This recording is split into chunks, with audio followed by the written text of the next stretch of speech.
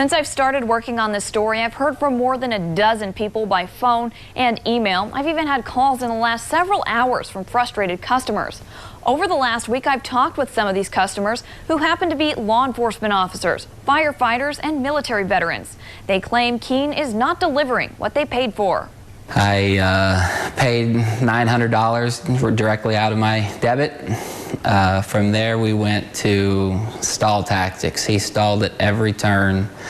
It was on back order for several months. Then it went to, I'm having surgery. It's in stock, I'm having surgery. Then it went to, I've shipped it, now it's lost. UPS lost it. It was never Zach's fault, it was always somebody else's. Aaron Wood purchased a rifle from ZK Guns in January. After months of calling and emailing, Wood says he got tired of the excuses from owner Zach Keene and drove all the way to the store in Columbia from his home in Lake Ozark. I had to go twice.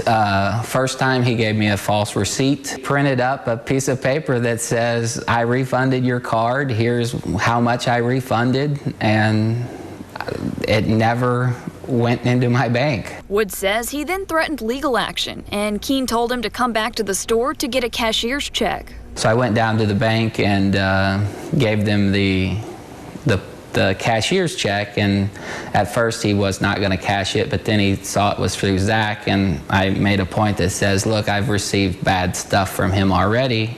And he said, oh, Zach, it's Zach again. Other customers have a similar story, including several law enforcement officers. I was just looking up gun stores to buy my Glock 22 for my duty weapon, and I came across ZK Guns, so I went there. Brian Solers is a Howard County deputy who placed an order with ZK Guns last November. Like Wood, Solers got tired of the excuses after 3 months and went to talk to Zach in person. So I went in, asked him for my money, and he gave me my money back. And when I looked at my receipt after I got out of there, I noticed there was a 10% fee that he kept out. While Wood and Solers were eventually able to get their money back, or at least part of it, others have not been so lucky. A police officer in Howell County tells me he's out money for a knife he ordered from Zach online. And there are numerous complaints online that span across the country from people who claim they've been ripped off by Keene. In Waynesville, North Carolina, Houston, Texas, and San Ramon, California. Determined to get some answers, I called ZK Guns several times. Thank you for calling ZK Guns about your shooting needs. But nobody at the store ever answered. So I went to the store to see if Keene was there. Are you Zach Keene? I am. Hi, I'm Jillian with ABC 17. Hi, how are you?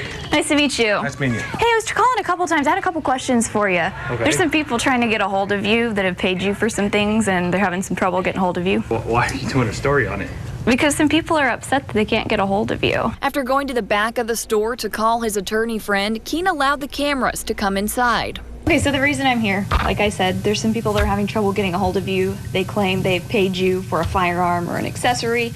They didn't get what they ordered, and they haven't gotten their money back, some of them. I asked him first about the officer in Howell County who had not received any of his money back. Trevor Spencer, he's a police officer. Mm-hmm. He ordered from you in November, and it's July. He hasn't received his knife, he hasn't received his money, and he can't get a hold of you. Okay. Order was placed online. I don't really control my online ordering. Only thing that's on that site is my name. My distributors that I program into it, the computer picks the distributor that the actual order goes to. Next, I asked him about Aaron Wood.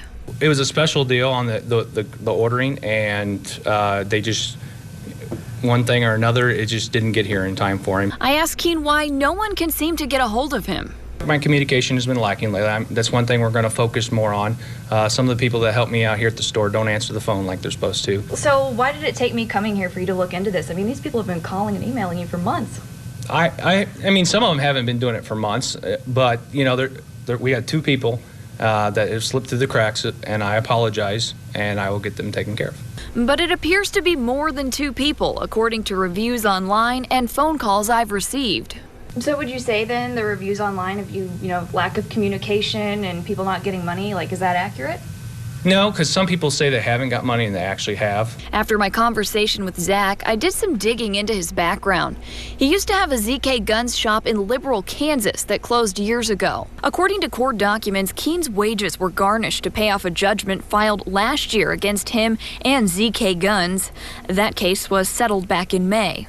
Wood says although he's one of the lucky ones who got his money back, he wants Zach out of the firearms business. I want to get this out because other gun members, I think we are a close community that, you know, if we find a bad apple, we want him out. He's licensed by the federal government to do his job, and if he's trying to scam us, then it should be fairly easy to get him out. Solar says he's also concerned. I'm definitely disappointed. I kind of expected more of him and of a gun shop in general. I mean, someone that sells firearms should be somewhat honest. I contacted ATF to find out the status of Keene's FFL license. It is current. I also reached out to the Better Business Bureau. They tell me they've had 6 complaints filed against Keene.